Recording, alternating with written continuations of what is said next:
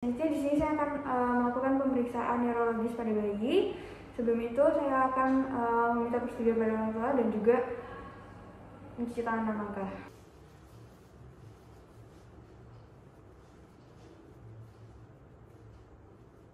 Jadi di sini saya sudah meletakkan bayi pada meja periksanya. Nanti di sini saya akan melihat kesadaran bayi menggunakan nilai GCS.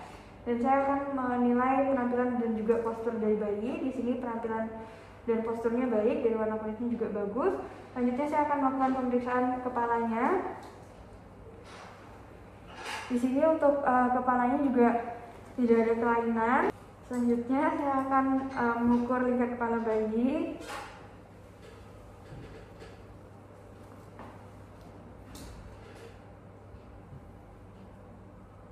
Ini untuk kepala bayi sebesar 34 cm, yaitu masih normal. Selanjutnya saya akan mempalpasi fontanel mayor dan minor. Untuk fontanel mayor dan minor tidak ada kelainan, tidak cekung dan tidak cembung juga. Selanjutnya saya akan melakukan pemeriksaan neuromuskular pada bayi. Di sini saya akan melakukan pemeriksaan respons traksi. Di sini bayinya ditidurkan pada posisi supinasi, kemudian saya akan memegang kedua pergelangan tangan bayi secara perlahan dan menarik bayi sampai posisi duduk.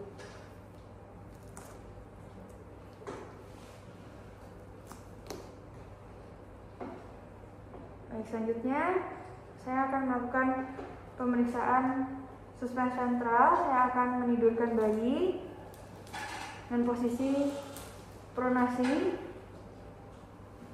Kemudian telapak tangan saya akan menyangga pada dada.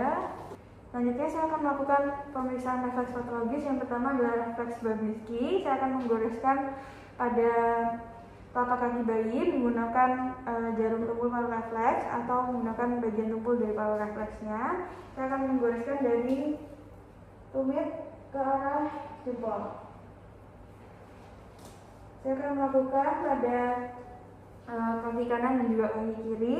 Selanjutnya saya akan melakukan pemeriksaan refleks primitif. Saya akan melakukan pemeriksaan Moro.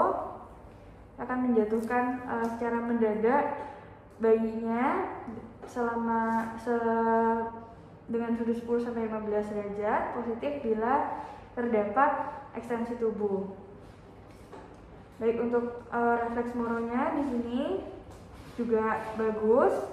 Selanjutnya saya akan melakukan refleks sucking atau refleks isap. Ini saya akan melakukan refleks isap. Saya akan menyentuh pipinya, lalu saya akan melihat refleks mencucu pada bayi dan gerakan mulut berupa gerakan mulut ke arah stimulus yang diberikan. Selanjutnya di sini saya akan memeriksa tonik leher pada bayi. Saya akan membelokkan kepala bayi dan saya akan melihat fleksi dari lengan dan tungkai yang tidak berlawanan dan fleksi dari sisi yang berlawanan. Melakukan refleks withdrawal, saya akan merangsang telapak kaki bayi dengan jarum tumpul dan saya akan melihat refleks fleksi dari bayi. Saya akan melakukan di kanan dan kiri. Di sini untuk refleks withdrawalnya juga positif karena didapatkan adanya fleksi di tungkai yang dirangsang dan juga ekstensi dari tungkai yang berlawanan. Saya akan melakukan refleks meluruskan leher. Saya akan merotasikan badan searah dengan putaran kepala naik terentang dan melihat apakah anak bisa meluruskan lehernya dengan bukti lehernya akan ikut berputar searah dengan rotasi badannya. Selanjutnya saya akan melakukan refleksi genggam. Saya akan memberikan genggam tekanan ringan pada telapak tangan. Dan di sini untuk refleksi genggamnya juga positif. Selanjutnya saya akan melakukan refleks landau. Di sini saya akan mengangkat anak dalam posisi tengkurap.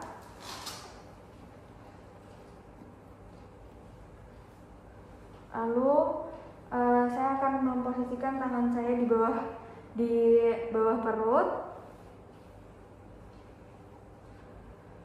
Dan di sini untuk reaksinya adalah ekstensi dari kepala, badan, dan juga panggul.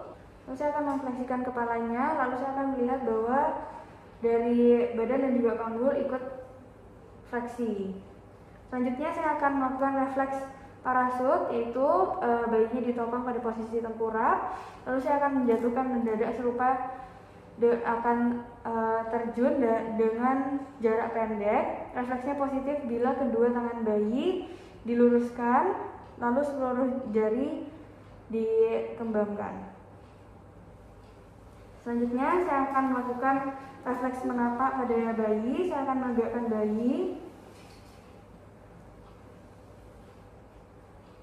condong ke depan, dan juga telapak kakinya menyentuh permukaan yang datar.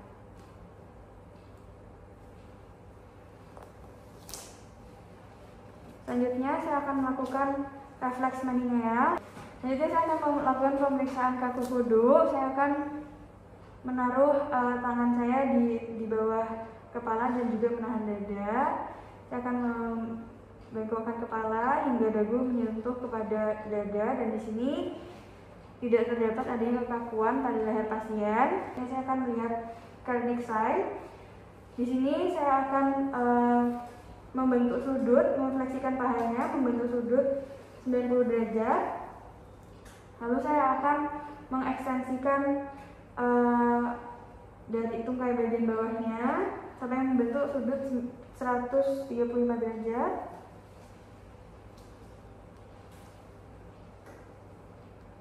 Di sini cardiac sign-nya juga negatif. Selanjutnya saya akan melakukan pemeriksaan Brzezinski 1, yaitu saya akan menaruh satu tangan saya di bawah kepala pasien dan juga menahan dadanya. Saya akan menundukkan kepala hingga dagunya menyentuh dada dan lihat apakah terdapat fleksi pada kedua tungkai. Di sini tidak ada fleksi pada kedua tungkai. Selanjutnya saya akan melakukan pemeriksaan Brzezinski 2. Saya akan memfleksikan pada sendi panggul. Saya akan angkat,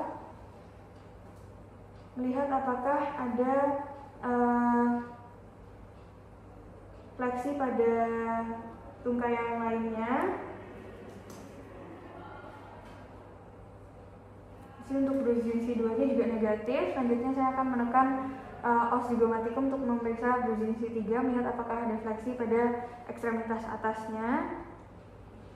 Lalu di sini juga tidak ada fleksi pada ekstremitas atas, di mana Brzezinski 3 negatif. Lalu yang terakhir saya akan melihat refleks Brzezinski 4, yaitu saya akan menekan pada os simfisis pubisnya. Lalu saya akan melihat apakah adanya fleksi involunter dari bagian ekstremitas bawah, dan di sini tidak ada fleksi involunter pada ekstremitas inferior dari kakinya. Lalu untuk pemeriksaan menial sign-nya sudah selesai. Saya akan cuci tangan dan melangkah kembali.